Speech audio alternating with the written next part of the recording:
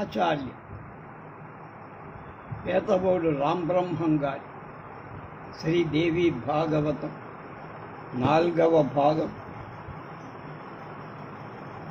5:8-20 మధు కైటభ వృత్తాంతాన్ని గురించి తెలియజేస్తారు. పూర్వకాలంలో మహాప్రళయం ఒకటి సంభవించింది.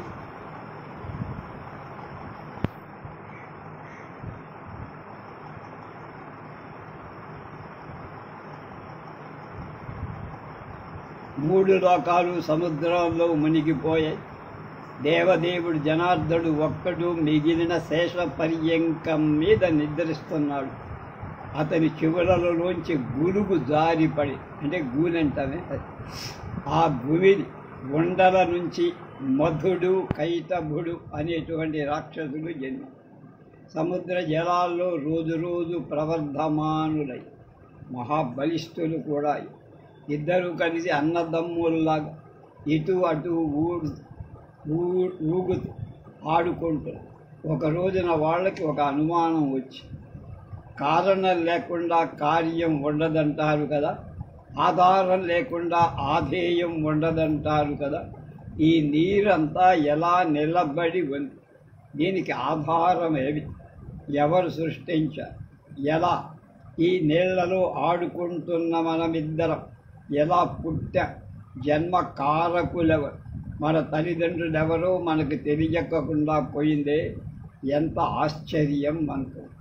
ఇద్దరు అలా చాలాసేపు చర్చించుకున్నారే కానీ ఒక నిశ్చయానికి రాలేకపోయారు. అప్పుడు కైటభుడు అన్నాడు, మధు, మనం ఇలా నీళ్లలో ఉండటానికి కారణం మహాశక్తి. ఆవిడే మనలను సృష్టించి, ఈ నీళ్లను సృష్టించి ఆ శక్తే, నీటికి ఆధారం కూడా ఆమె. నా బుద్ధికి తోచిన సంగతి చెప్పానయ్యా అన్నాడు.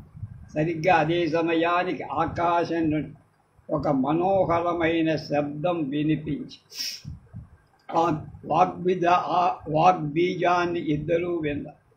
పదే పదే మననం చేసుకు ఇంతలోకి శుభసూచకంగా ఆకాశంలో ఒక పెద్ద మెరుపు మెరిసి మనకు వినిపించిన వాగ్బీజం, అంటే వాక్ అనేటువంటి విత్తనం, నిస్సంశయంగా ఒక మంత్రం అని ఆ ఇద్దరూ గ్రహించారు. అదే జపించారు. నిరాహారులై జితేంద్రియులై ఏకాగ్ర చిత్రంతో 1000 ఏళ్ళు ఆ మంత్రాన్ని జపిస్తూ మహాతపస్సు చేసి మహాశక్తి ప్రసన్నురాలై దర్శనమిచ్చి వరం కోరుకోమని, స్వేచ్ఛా మరణం అనుగ్రహించమని ఆ ఇద్దరూ ఒకే కంఠంతో అభ్యర్థించారు. అమ్మవారు తథాస్తు. దేవదానవులకు అజేయులం, మన సాగు మన అధీనం. మధుకైటభులకు మదం ఎక్కిపోయి ఇష్టం వచ్చినట్టు ఆ మహాసముద్రంలో క్రీడిస్తుంది, స్వేచ్ఛగా సంచరిస్తుంది. ఉన్నట్టుండి ఒకరోజు బ్రహ్మదేవుడు వాళ్ళకు కనిపించారు. పద్మాసనం మీద కూర్చొని నిర్మలంగా జపం చేసుకుంటూ అతన్ని సమీపించి, ఇద్దరూ మాతో యుద్ధం చెయ్యమని అడిగారు. లేదంటే పద్మాసనం వదిలేసి వెంటనే వెళ్ళిపో అంత. దుర్బలుడికి ఇంత సుఖాసనం మీద కూర్చొని యోగ్యత నీకు లేదన్నారు బ్రహ్మ. ఇది వీరభోగ్యం, నువ్వు పిరికివాడివి, దిగు పో అన్న. పాపం ప్రజాపతి చింతాకులుడయ్య. ఏం చెయ్యాలి? తోచదు. కాలు చెయ్యి ఆడ ఇద్దరూ బలవంతులు. కొయ్యబారి ఇలా ఉండిపోయారు. ఈ 6వ అధ్యాయంలో 44 శ్లోకాల పాత్ర. బాగా ఆలోచించాడు. సామదాన భేద దండోపాయాలు బేరీజ్ వేశారు. వీళ్ళ బలం ఎంతటిదో తెలియదు. అంచేత యుద్ధానికి గిడ్డగడ దండోపాయం అనేది మంచిది కాదు. మన మదమత్తులైన ఈ దుష్టుని పొగిడి మంచి చేసుకుందామా అంటే నా నిర్బలత్వం వీళ్ళకు తెలిసిపో. స్వయంగా ప్రకటించుకున్న వాణ్ణి అయిన వాణ్ణవుతా. అప్పుడు వాళ్ళిద్దరిలో ఎవడో ఒకడు నన్ను సంహరించవచ్చు. కాబట్టి సామోపాయం పనికిరా. అలా మీదికి వచ్చాక దానం కూడా పడి ఇక మిగిలింది భేదోపాయం. అది ఎలా సాధ్యమో ఆలోచి. ఆదిశేషుడి మీద పడుకొని హాయిగా నిద్రపోతాడు. విష్ణుమూర్తిని లేపుతా. అతడు చతుర్భుజుడు, మహాబలశాలి. ఈ కష్టం నుంచి కళ తీరుస్తాడు. అలా అనుకొని బ్రహ్మదేవుడు విష్ణుమూర్తిని స్తుతించాడు. హే దీననాథ, హరే విష్ణు వామన మాధవ, నిద్రలే భక్తార్తిహారక, ఋషికేశ సర్వావాస, జగత్పతి, ఉత్తిష్ట అంతర్యామిన్ అమేయాత్మన్. హే వాసుదేవ, హే జగత్పతి, దుష్టశత్రు వినాశక, చక్ర గదాధర, సర్వజ్ఞ సర్వలోకేశ, సర్వశక్తి సమన్విత, పాహి మాం విశ్వంభర, విశాలాక్ష, పుణ్యశ్రవణ కీర్తన, జగద్యూని, నిరాకార, సర్గస్థిత్యంతక. ఇదిగో ఇద్దరు రాక్షసులు నన్ను చంపటానికి వచ్చారు. కష్టాల్లో గమనించలేదా? శరణు ఉపేక్షించ. నీ జగత్పాలకత్వం నిరాధారమైపోతుంది నన్ను రక్షించకపోతే. రక్షించు పాహిమాం అన్న. బ్రహ్మదేవుడు ఎంతసేపు స్తోత్రం చేసినా శ్రీహరి నిద్ర లేవల. అది యోగనే. ఆ శక్తికి వివసుడై నిద్రపో. అప్పుడు ఏం చెయ్యాలో విరించికి పారుతా. ఈ మదమత్తులిద్దరూ చంపటానికి సిద్ధంగా ఉన్నారు. ఏం చెయ్యను, ఎక్కడికి పోను, ఎవరిని శరణు వేడను. అలా దిగులు పడుతుండగా మెరపులా అతనికి ఒక ఆలోచన వచ్చింది. ఆ యోగ నిద్రలోనే స్తుతిద్దాం అనుకున్నా. ఆ యోగ నిద్రని ఆ శక్తి నన్ను రక్షించుస్తుంది అనుకున్నా. విష్ణుమూర్తినే నిశ్చేతనుణ్ణి చేసిందంటే ఆ శక్తి సామాన్యమైంది కాదు. ఎంత స్తుతించినా ఇతడికి ఏం వినపట్ట. కదలికాలి అంటే నిద్ర ఇతన్ని వశంలో లేదు. ఇతడే నిద్రకు వశీకృతుడయ్యా. వశుడయ్యాడంటే కింకరుడితో సమానమే కదా. అంటే నౌక. అంటే ఇప్పుడు విష్ణుమూర్తి స్వామిని, అధికారిని ఈ యోగ నిద్ర అన్నమాట. లక్ష్మీదేవి సన్నిధిలోనే ఇతడు ఈ నిద్రకు ఇలా లొంగిపోయాడంటే ఇక జగత్తంతా ఆ శక్తికి అధీనంలో ఉన్నట్టేగా. జగత్తేమిటి? నేను, సరస్వతి, శివ, పార్వతి అందరూ శక్తి అధీనంలో ఉన్నది. సందేహం. ఒక సామాన్య మానవుడి కన్యా అన్యాయంగా విష్ణుమూర్తి వివసుడైపోయి తక్కిన మహాత్ముల్ని గురించి చెప్పాలా? అంచేత ఆ యోగ నిద్రని స్తుతిస్తా. ప్రసన్నురాన్ని చేసుకొని విష్ణుమూర్తిని వదిలిపెట్టమని ప్రార్థిస్తా. అప్పుడు ఇతడు నిద్రలేసి యుద్ధం చేసి ఈ రాక్షసుల్ని సంహరిస్తా. బ్రహ్మకృత యోగ నిద్రాస్తు. అలా నిర్ణయించుకొని చతుర్ముఖ బ్రహ్మ యోగ నిద్రను అనేక రకాలుగా స్తుతించాడు. దేవి, సకల జగత్తుకి నువ్వే కారణమని నా ముఖతః వేదాలు చెబుతుంటే ఆ సంగతి నాకు ఇప్పటికి తెలిసి గ్రహించాను. అఖిల లోకానికి వివేకాన్ని ప్రసాదించే పురుషోత్తముడు నిద్రా వివసుణ్ణి చేసి నీ మోహ లీలా విలాస తెలియతరమా తల్లి. నేనెంత మూఢుణ్ణి, ఇంతవరకు తెలుసుకోలేకపోయా. నేనే కాదు, విబుధ కోటి అంటే పండిత కోటి కూడా నిన్ను తెలుసుకున్నవాడు ఎవ్వడులే. జగత్కర్తృత్వం నీదే, ప్రకృతి నువ్వే, పురుషుడు, సర్వ చైతన్య శక్తిని నువ్వే, శక్తివి నువ్వు, నిర్గుణ స్వరూపిణి నువ్వే. వివిధ రూపాలు ధరించి నటిస్తూ ఉంటావు. నీ పనులు, నీ విధానాలు ఎవరికి అంతుపట్టు. నీకు నామరూపాలు కల్పించి మునీశ్వరు త్రిలోకాల్లో నిన్ను సంధ్యగా ధ్యానిస్తా. మేల్కొల్పే బుద్ధివి నువ్వే, సంపదను, కీర్తి, మతి, ధృతి, శ్రద్ధ అన్నీ నువ్వు. విష్ణుమూర్తి నీకు వివసుడై మా కళ్ళ ఎదుట కనపడుతుంటే ఇంకా వేరే ప్రమాణం కావాలా అమ్మా? వేదవేత్తలే కాదు, వేదాలు కూడా నిన్ను పూర్తిగా అర్థం చేసుకోలేకపోయి అంతటి దుర్విజ్ఞేయుడు. ఇక మేమంటే ఎంత? యజ్ఞయాగాలలో ఋద్విజులు స్వాహా శబ్దంతో నీ నామధేయాన్ని ఉచ్చరించకపోతే ఆయా దేవతల పురోడాశ భాగాలు అందవు కదమ్మా. దేవతలకు నువ్వు భుక్తిదాయినివి. నువ్వు యజ్ఞేషు దేవి యదనామనతే వదన్ స్వాహేతి వేద విదుషో హవనే కృతే న ప్రాప్నువంతి సతతం ముఖభాగధేయం దేవాస్త్వమేవ విబుధేష్వపి వృత్తిదాస్. అమ్మా వరదాయిని, భయభీతుడు నిన్ను శరణు కోరుతను. ఇదిగో మధుకైటం ఘోర రూప రాక్షసు నన్ను చంపడానికి కత్తులు నోరు. విష్ణుమూర్తి ఈ సంగతి తెలుసని నాకు అనిపించడంలా నీకు వివసుడై నిద్రలో కూరుకు అతన్ని విడిచిపెట్టు అంటే నిద్రని లేకుండా చేయి, లేదా ఆ రాక్షసు ఇద్దరిని నువ్వే చంపేసి నీ ఇష్టం. ఇది నీకు ఏది నచ్చితే అలా చెయ్యి. ఏ మాయామాయే మహామాయే హరిహరుల కోసం తపస్సు చేసేవాడు ఎంత అమాయకులో కదా. పాపం నీ ప్రభావం వాళ్లకు తెలిసి, నాకైనా ఇప్పటికే కదా తెలిసి, ఇప్పుడే కదా తెలిసి. ఈ విష్ణుమూర్తిని నిద్ర లేపాలంటే లక్ష్మీదేవి కూడా చేత కాకుండా ఉన్నట్టు అనిపిస్తుంది. ఆవిడ కూడా నీకు వివసురాలై నిద్రపో. నువ్వు జగజ్జననివని, కామధేనువని నిజంగా తెలుసువని నీ పాదపద్మాలను అర్చించేవాడు, అనన్య భక్తితో సేవించేవాడు ధన్యాతి ధన్యులమ్మ.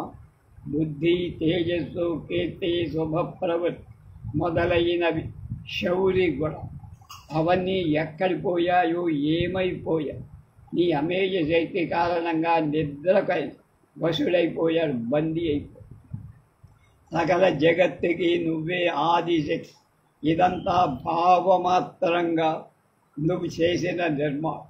నువ్వు నిర్మించిన ఈ మోహజాలను నువ్వే క్రీడిస్తావు. నటుడు తన నాట్యంతో తాను విహరిస్తూ యుగాదిలో మొదటిసారిగా విష్ణుమూర్తిని నువ్వే ప్రకటించావు, వెలుగులోకి తెచ్చావు, పరిపాలనా శక్తి ఇచ్చావు. ఇప్పుడేమో అలా నిద్రపుచ్చావమ్మా. నువ్వు సర్వతంత్ర స్వతంత్రురా. ఏది ఎప్పుడు ఎలా చెయ్యాలనిపిస్తే అలా చేస్తా. నన్ను సృష్టించింది ఇలా నశింప చెయ్యటానికే కాయితే నీ ఇష్టం దయ చూపించు. అలాగే మౌనంగా ఉండిపో భగవత్. నన్ను పరిహసించటానికే కాకపోతే ఈ కాలరూప రాక్షసును నువ్వసలు ఎందుకు సృష్టించావుతా? తెలిసింది తల్లి, తెలిసి. ఇదంతా నీ అద్భుత విచేష్టిత. స్వతంత్రంగా సృష్టిస్తావు, వినోదిస్తావు, ఉపసంహరిస్తావు. ఇప్పుడు నన్ను ఉపసంహరించాలి అంటే నాతో పని అయిపోయి అనుకుంటున్నావనుకుంటా. ఇందులో విచిత్రమేం లేదమ్మా. నీ ఇష్టం. అలాగే నన్ను సంహరించు, నాకు దుఃఖం లేదు, నేనేం బాధపడను. కానీ ఏ జగదంబికి నువ్వు సృష్టించిన నన్ను ఈ రాక్షసుడు చంపడం నీకు పెద్ద అపకీర్తి అవుతుంది. అందుకని దేవి లే, అద్భుత రూపం ధరి నన్ను ఈ రాక్షసులను సంహరి, లేదంటే హరిని నిద్ర లేపు. ఈ రాక్షసుల్ని సంహరిస్తాడు. ఏదైనా అంతా నీ చేతిలోనే ఉంది. అలా కమల సంభవు భక్తి ఆవేశంతో నిలదీశాడు అమ్మని. ఎట్టకేల ఆ తామసీ శక్తి శౌరి శరీరాన్ని వదిలిపెట్టేసి జనార్దనుడిలో కదలిక విరించి ముఖాలలో ఆనందం వెల్లివిరి. ఇదంతా 7వ అధ్యాయంలో 50 శ్లోకాల భావం. సూదుడు ఇలా కథ చెబుతూ ఉండగా శౌనకాది మహామునులలో ఒకళ్ళకి ఇంకొక సందేహం వచ్చి, ఏమిటది? బ్రహ్మ విష్ణు మహేశ్వరుడు త్రిమూర్తులని, సనాతనులని, బ్రహ్మాండంలో వీళ్ళ కంటే అధికులు అంటే లేరని, సృష్టి స్థితి లయాలు వీళ్ళే నిర్వహిస్తారని పెద్దలు చెప్పగా విన్నాం కదా స్వామి. అందులో విష్ణుమూర్తి మహా తేజస్వి అని, సర్వసమర్థుడని అంటారు కదా. అంతటి స్వామి యోగమాయకు వసుడైన నిద్రపోతాడా? అతని వివేకం ఏమైపోయింది? బతికుండి నిశ్చేష్టుడు ఎలా అయ్యాడు? ఇది నా అనుమానం. విష్ణుమూర్తిని దొంగ తీసుకున్న ఆసక్తి ఎవరు? దాని పేరే? ఎక్కడ ఎలా ఎంతటి సమర్థురాలు? అంతటి సమర్థురాలు ఎలా కాగలి? పరాత్పరు నిద్రా పరతంత్రుడయ్యాడంటే ఆశ్చర్యంగా. ఓ మహామతి, వ్యాస శిష్య, నీ జ్ఞాన ఖడ్గంతో నా సందేహం ఆశలను ఖండించి సత్య ప్రకటన చెయ్యి అని ఆ మహామునిని అభ్యర్థించి సూతుడు కాస్త ఎరకాటంలో పడి అయినా సమాధానం చెయ్యి. మహామునులారా, ముల్లోకాలలో ఈ సందేహాన్ని తీర్చగలవాడు లేదని నేననుకున్నాను. బ్రహ్మపుత్రుడు సనాతనులు అయిన నారద, కపిలాది మహామునులు కూడా దీనికి సమాధానం చెప్పలేరేమో. అంతటి దుర్ఘటమైన ప్రశ్న. ఇక నేనగా ఏం చెప్పను, కానీ ఒక విషయం మాత్రం గమనించండి. సూతకృత శక్తి స్తవం. సూతుడు శక్తిని స్తవం చేశాడు. స్తోత్రం. వేదాలు విష్ణుమూర్తిని సర్వపాలకుడుగా కీర్తిస్తూ అతడు విరాట్ స్వరూప్, చరాచర ప్రాణికోటి అంతా ఆ స్వరూపం నుంచి ఆవిర్భవిస్తూ నారాయణుడు, ఋషికేశుడు, వాసుదేవుడు, జనార్దనుడనే పేర్లతో అందరూ అతడిని స్తుతించి ఉపాసిస్తారు. మరికొందరు శివుణ్ణి అలానే ఉపాసిస్తారు. శంకరుడు, చంద్రశేఖరుడు, త్రినేత్రుడు, పంచవక్రుడు, శూలపాణి, వృషధ్వజుడు మొదలైన పేర్లతో వేదం త్రయంబుకుణ్ణి గానం చేస్తూ అర్ధనారీశ్వరుడిగా, కైలాస నివాసిగా, సర్వశక్తి సమన్వితుడు, భూతనాథుడు, దక్షయజ్ఞ వినాశకుడుగా భక్తులు ఆయన్ని కీర్తి. వీరందరూ వేదవిధు ముప్పొద్దులా సూర్యుణ్ణి ఉపాసిస్తారు. సూర్యోపాసనమే ఉత్తమోత్తమని అతడు పరమాత్మని వేదాలు కూడా చెప్పారు. అలాగే అగ్ని, ఇంద్ర, వరుణ పరమాత్మలుగా చెప్పే వేద భాగాలు ఉన్నాయి. వీటిని పరమ మాతృకులుగా ఉపాసించే వేద పండితులు ప్రవాహాలు ఎన్నైనా గంగ ఒక్కటి అన్నట్టుగా వీళ్ళందరిలో విష్ణువు అన్న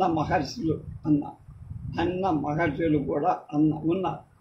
ఏ విషయంలోనైనా ఒక నిశ్చయానికి రావాలంటే ప్రధానంగా 3 ప్రమాణాలు చెబుతారు పండిత్. ప్రత్యక్షం, అనుమానం, శాబ్దం అని. మరికొందరు ఉపమానాన్ని చేర్చి 4 కూడా అన్నారు. అర్ధాపత్తితో కలిపి 5 అనేవాళ్ళు కూడా ఉన్నారు. పౌరాణికుల మార్గంలో అనుభవ దృష్టాంతాలతో కలిపి ప్రమాణాలు 6 1 అంటే 7. ఇంతకీ పరబ్రహ్మ స్వరూపం ఈ ప్రమాణాలకు వేటికి అందదు కదా. అందుకే అది పరమమైన బ్రహ్మ. కాబట్టి బాగా ఆలోచించి ఒక నిశ్చయానికి రావాలి మహర్షులారా.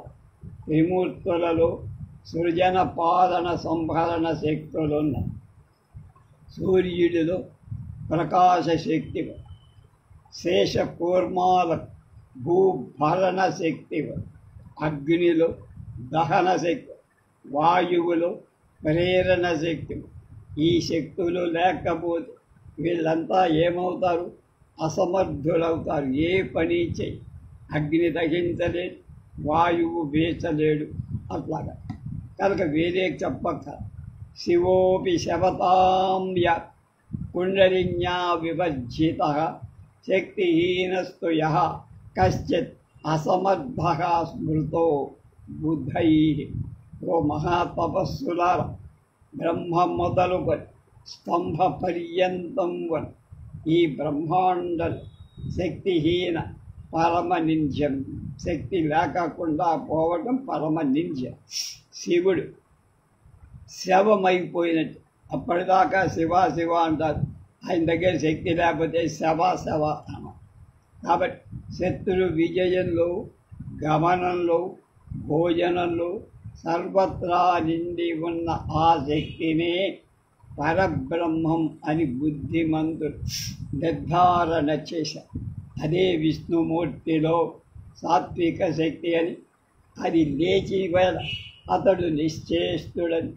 చతుర్ముఖునిలో అదే రాజశక్తి. అది లేనివాడు అతడు ఏ సృష్టి చెయ్యలేదని. అదే శివుడిలో తామస శక్తి అని. అది ఉంటేనే అతను సంహారం చెయ్యగలుగుతాడని. అంచేత ఈ బ్రహ్మాండ సృష్టి స్థితికి వినాశానికి శక్తే కారణం. అదే లేకపోతే త్రిమూర్తులే కాదు, ఇంద్రుడు, సూర్యుడు, అగ్ని, వరుణ ఎవరు తమ తమ పనులు చెయ్యలే. ఆ శక్తి సగుణమని, నిర్గుణమని రెండు. నిర్గుణ శక్తిని విరాగులు ఉపాసిస్తారు. సగుణ శక్తిని, రూపాన్ని, కోరికలు అంటే రాగం ఉన్నవాడు ఉపాసి. అది నిష్కామోపాసన, అది సకామోపాసన. ఇది నిష్కామ ఉపాసన అంటే కోరిక లేక.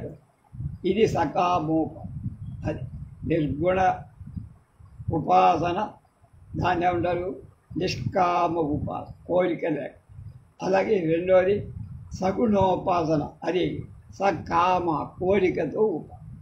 సగుణ నిర్గుణాపాసాత్ ద్విధా ప్రోక్త మనీషిభిః.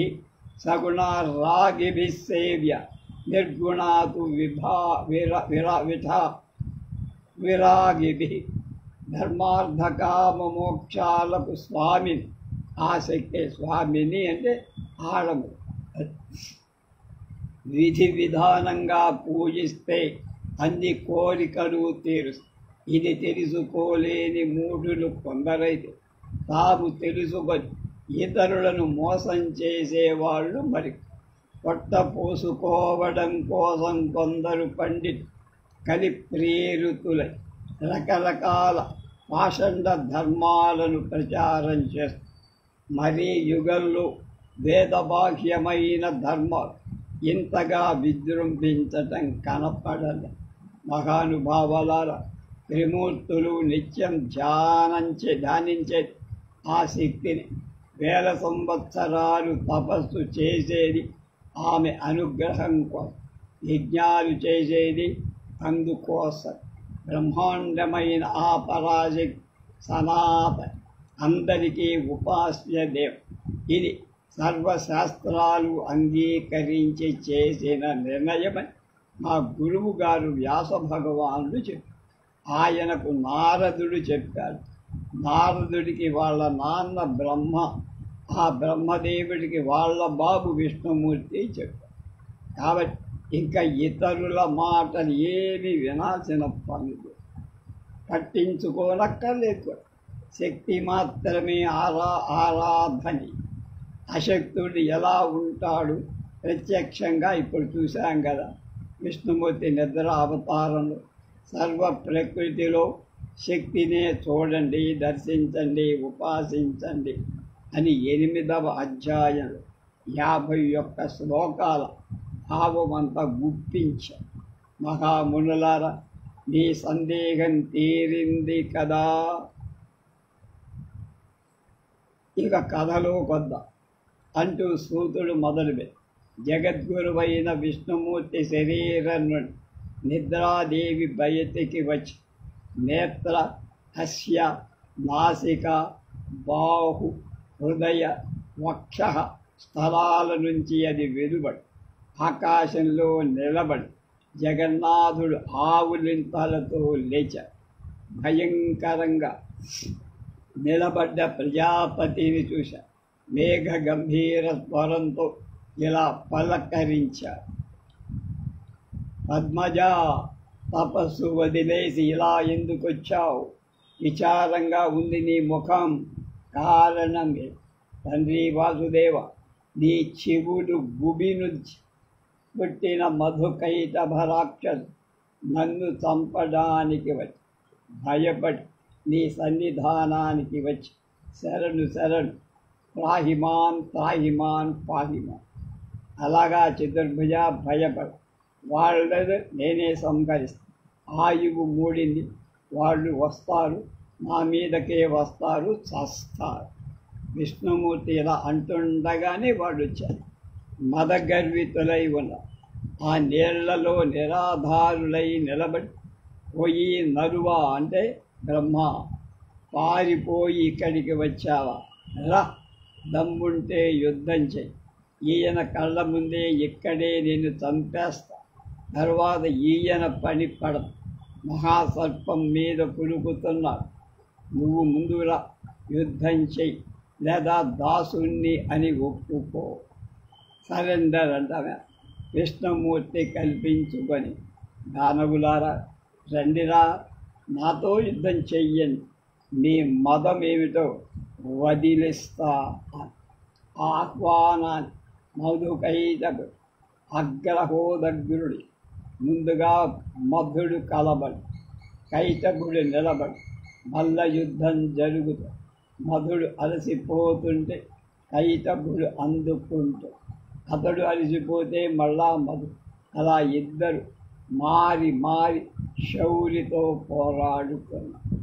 సన్నిధిలో బ్రహ్మదేవుడు, ఆకాశంలో నిద్రాదేవి ప్రేక్షక పాత్ర వహిస్తూ విష్ణుమూర్తి అలసిపోతున్నాడే తప్ప వాళ్ళిద్దరిలో ఎక్కడ అలసట అనేది కనప. 5000 ఏళ్ళు గడిచిపోయి కారణం ఏమిటి చెప్పమా అని హరి ఆలోచన. నేను ఎందుకు అలసిపోతున్నా, నా శక్తి ఏమైపోయింది, వీళ్ళు అసలు అలసిపోవటం లేదేమిటి, వీళ్ళకి ఈ శక్తి ఎక్కడి నుంచి పడి. ఈ ఆలోచనలతో ఒక్క నిమిషం ఆగే మధుకైటం విజయ గర్వంతో సంబరపడ్డ, గంభీరంగా అరిచి పలిక, ఏ విష్ణు, అలసిపోయావా, యుద్ధం చేసే ఓపిక పోయిందా, అయితే మాకు తల వంచి నమస్కరి,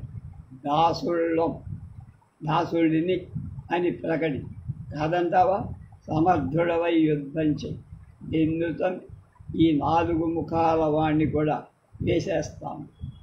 ఆ ప్రళయ మహాసముద్ర ఘోషను అధక్కరిస్తూ వాళ్ళిద్దరూ ముక్త కంఠంతో పలికిన మాట చెవులారా విన్నాడు శివుడు. ప్రశాంతంగా సామోపాయంగా మాట్లాడుతూ ఇలా, రే మధుకైటభులాల, నేను ఒక్కటి, మీరు ఒకరి తర్వాత ఒకరుగా నాతో యుద్ధం చేస్తారు. ఒకరు యుద్ధం చేస్తుంటే మరొకడు విశ్రాంతి తీసుకో. నాకు ఆ అవకాశం 5000 సంవత్సరాలు ఇప్పటిదాకా పోతారు. అలస సహజం కదా. ధర్మయుద్ధంలో మహావీరుడు పాటించే నియమాలు మీకు తెలియనివి కావు. అలసిపోయిన వాడితో, భయపడిన వాడితో, ఆయుధం వదిలేసిన పారిపోయేవాడు, పడిపోయిన వాడు, బాలకుడితో మీ వంటి మహావీరుడు యుద్ధం చెయ్యరు. ఇది మనకి సనాతన యుద్ధ ధర్మం. శాంతే భీతే చక్త శస్త్రే పతితే బాలకే తద ప్రహరంతి న వీరాస్తే ధర్మయేజ సనాత్ అంచత్. కొంతసేపు నేను కూడా రెస్ట్ తీసుకుంటా, మళ్ళీ యుద్ధం చేస్తా, అనుమానించకండి, న్యాయం తప్పను. ఈ ప్రతిపాదనకు మధుకైటభుడు ఓకే అన్న. అప్పుడు కొద్ది దూరంలో తొలగి నిలబడి వాసుదేవుడు ఆలోచి, అసలు కారణంతే వాడని స్వేచ్ఛా మరణమని, దేవి ఆ వరం ఇచ్చిందని తెలుసు. అయ్యో, వృధాగా ఎంతకాలం యుద్ధం చేశాను, ఎంత శ్రమ వ్యర్థమయ్యింది.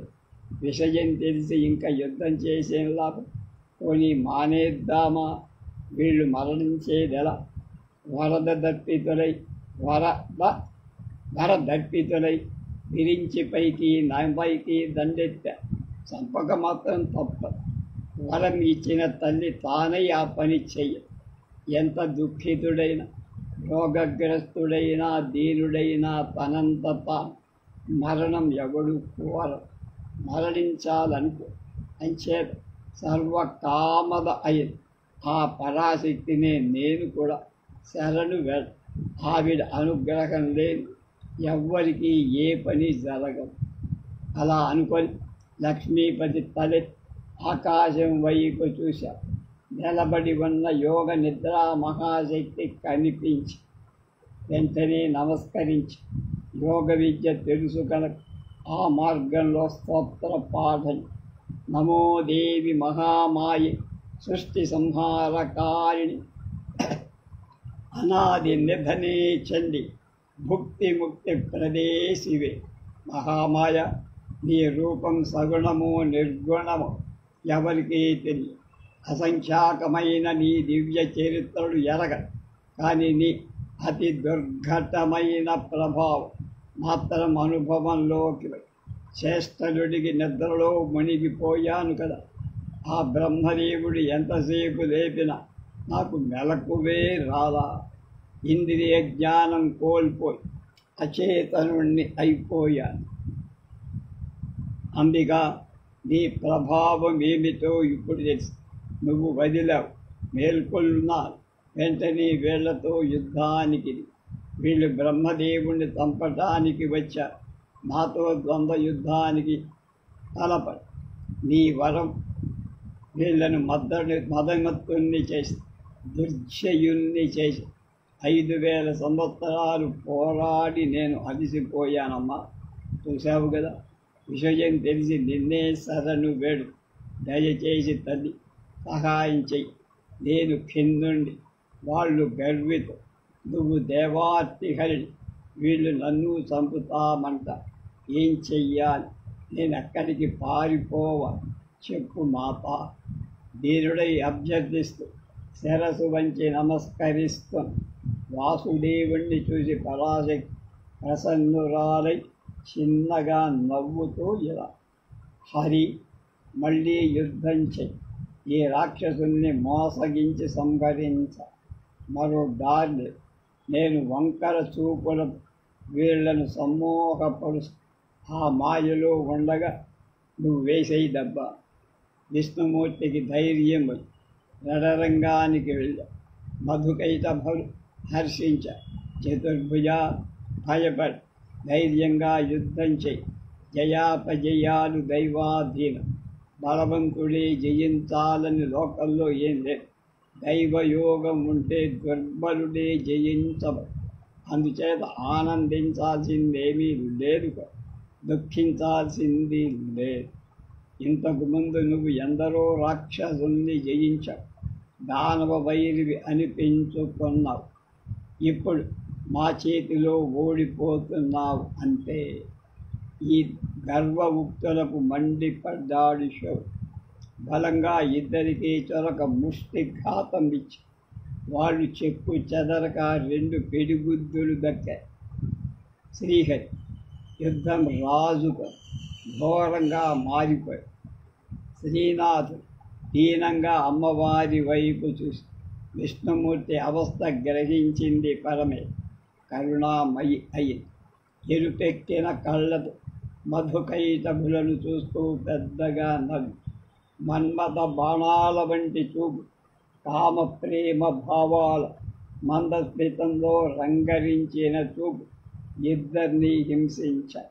ఆ పాపాత్మ పక్కన విలోకనాలకు మురిసిపోయి కామభావ పీడితులై అది విశేషమనుకున్న కళ్ళప్పగించి దేవిని చూస్తూ అలా నిలబడి శ్రీహరి గమనించి మోహితులయ్యారని గ్రహించారు. చిరునవ్వులు చిందించాడు గంభీరంగా ఇలా, మధుకైటభులారా, మీ యుద్ధానికి చాలా సంతోషించానురా. ఎందరో రాక్షసుల్ని చూశా, యుద్ధాలు చేశా, కానీ మీతో సాటి వచ్చే వాళ్ళెవడూ నాకు కనపడలా. ఇంతవరకు మీ బాహు బలానికి సంతృష్టి చెంద వరం ఇస్తున్నా. మీ ఇష్టం, కావలసిందేదో కోరుకో. చంపడానికి వచ్చినాడు వరం ఇస్తుంది. దానవ సోదరులకు అభిమానం పొడుచుకొచ్చి మన్మథాత్మరై జగదానందకారిణై ఆ మహామాయ తదేక దీక్షతో చూస్తూ కళ్ళు తెప్పకుండా హరికి సమాధానమిస్తూ, హరి నేనే యాచకులం కాదు, అయినా నువ్వు మాకేమిస్తావో నేనే ఇస్తావు కోరు, మేము దాతలమే కానీ చెయ్యి చాపే వాళ్ళం కావు, ఏం కావాలో మొగమాటు లేకుండా అడుక్కో, నీ యుద్ధానికి మేము సంతోషిస్తాం, నీ ఇష్టం కోరుకో, ఏది కోరుకున్నా సిద్ధం రెడీ అని. అయితే దానవులారా, మీరిద్దరూ ఇప్పుడు నా చేతిలో చావాలి, వజ్రులు కావాలి. రమాపతి ఎలా కోరేదని మధుకైటములు ఆశ్చర్యపడి వంచితలమయ్యామని గ్రహించాం. గొల్లుమని వెంటనే తేరుకొని ఆలోచి జగత్తంతా జలమయంగుండగా గమనించి ఒక ఎత్తుగడ వేశా.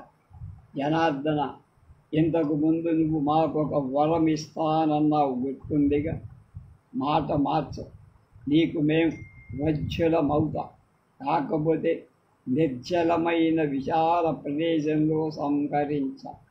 అది నీ నుంచి మేము కోరుకునే వరం, సత్యవాదివిగా నెరవేర్చు. ఆ నియమానికి విష్ణుమూర్తి నవ్వారు. సుదర్శన చక్రాన్ని స్మరించి నిర్జలమైన విపుల ప్రదేశంలో కదా మిమ్మల్ని సంహరించాలంటూ తన తొడలను విశాలంగా విస్తరించ. నీళ్ల మీద నిర్జలమైన విశాల ప్రదేశం ఏర్పడి, దానవులారా రండి, ఈ తొడల మీద నీళ్లు నీ శిరస్సులు ఖండించి మాట నిలబెట్టుకుంటా రండి అన్న. రాక్షసులకు మతిపోయి ఏం చెయ్యాలో తోచలు హఠాత్తుగా తమ శరీరాలు 1000 యోజనాలకు పెంచారు. విష్ణుమూర్తి తన జగభాగాన్ని జగ్గన భాగా 2000 యోజనాలకు పెంచారు. చక్రంతో ఇద్దరి శిరస్సులు ఖండించి ఆ తలలు మొండేలు తొడల మీదే రాలిపడి మధుకైటములు నిగతులై వాళ్ళ కలేబెరాల నుంచి కొవ్వు మేధస్సు ప్రవహించి సముద్రమంతా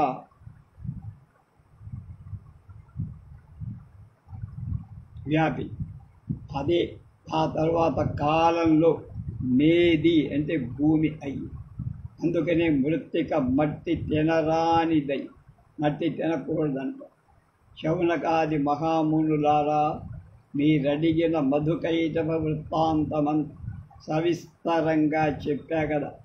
మహావిద్య మహామాయ సర్వదా మనకు సేవనీయ, సురాసురుల ఆరాధ్య, అలాగే ముల్లోకాలకు పరాశక్తికి మించిన దైవం లేదు. ముమ్మాటికి ఇది సత్యం. వేదశాస్త్రాల నిర్ణయం నిర్గుణగాను సగుణగాను నిత్యం పరాశక్తిని పూజించాలి అని 9వ అధ్యాయంలో 87 శ్లోకాల భావం చెప్పారు. సూతుడికి ప్రబోధానికి మనులంతా, సూతుడి ప్రబోధాన్ని మహర్షులంతా సంతోషించారు, ఆమోదం తెలియజేశారు. ఆ పైన యథావిధిగా ప్రశ్న అడిగారు. సూత మహర్షి ఇంతకు ముందు అన్నారు, వ్యాసుడు ఆ పురాణమంతా రచించి శుకుడితో చదివించాడు. గొప్ప తపస్సు చేసి శుకుడిని పుత్రుడిగా పొందాడు. అందులోంచి ఇంకో కథలకు వెళ్ళిపోయి ఇప్పుడు ఆ సంగతులు చెప్పు. శుక జన్మ వృత్తాంతం ఆయన గొప్ప మునీశ్వరులారా, తప్పకుండా వ్యాసుడికి శుకుడు జన్మించిన వృత్తాంతం సవిస్తరంగా చెబుతారు. శుకుడు సాక్షాత్ యోగీశ్వరేశ్వర. శుక మహర్షి జన్మవృత్తం.